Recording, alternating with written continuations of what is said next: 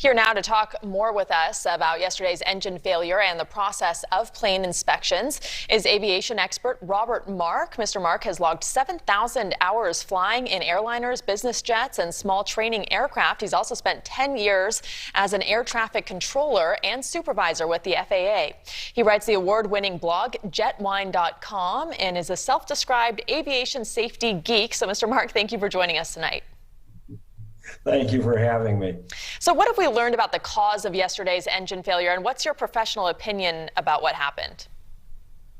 Well, so far what we know is that a news item just came out from the NTSB that they found a couple of fan blades, which are pretty much the front end of the engine, that one broke off, one fractured, and broke partially down.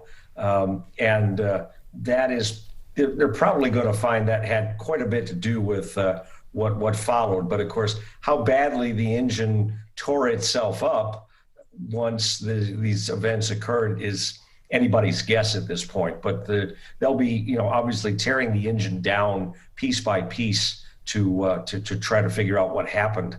Yeah, we've seen the video of it. It's just incredible to look at. Will yesterday's incident, do you think, lead to any changes when it comes to inspections of planes?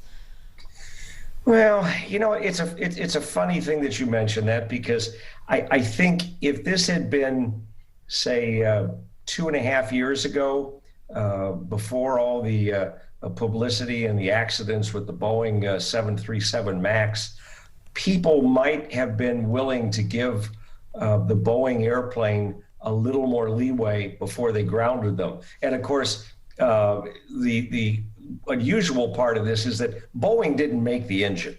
Pratt & Whitney made the engine. They just Boeing just bought them and hung them on the airplanes.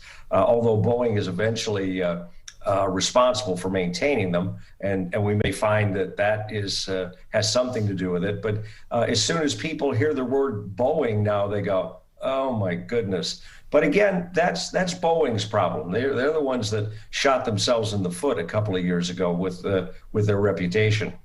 So obviously a lot of planes were grounded since the pandemic began. Has COVID-19 had any effect on the safety of aircrafts when it comes to inspections? I don't have any direct knowledge of that. I would imagine not. Aircraft mechanics are very much like pilots, like flight attendants. We don't cut corners. It's just not in our nature. We're trained not to do that. That doesn't mean that it hasn't happened. But I'm hoping that we don't find it has anything to do with the maintenance of this particular engine, because they change engines on these airplanes all the time, and there have not been any other anomalies lately with this engine. So again, it's probably at this point a little early to be able to know for sure. Yeah, a lot still to investigate. Former NTSB Chairman Jim Hall called the incident another example of cracks in our culture and aviation safety that need to be addressed. He's basically said that the FAA over the past decade has been shifting toward allowing the manufacturers to be in charge of oversight in the industry. Is there any truth to that?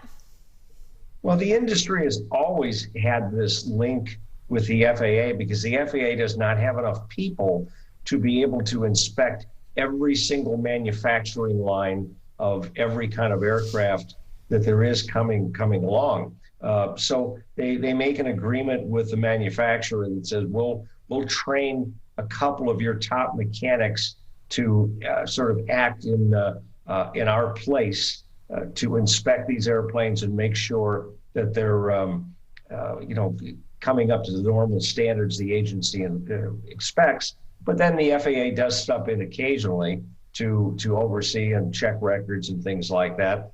But again, just as Boeing took an awful lot of heat for the 737 MAX, so has the FAA. And I think we've seen the evidence of that in the fact that it took that it took the FAA so long to recertify the 737 MAX. They were not going to give Boeing 1 inch, nor were they going to give their own inspectors an inch.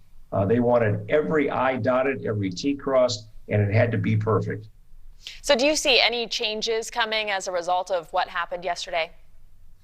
I think we already are in the sense that United and these two carriers in Asia grounded these airplanes out of an abundance of caution. They go, you know what?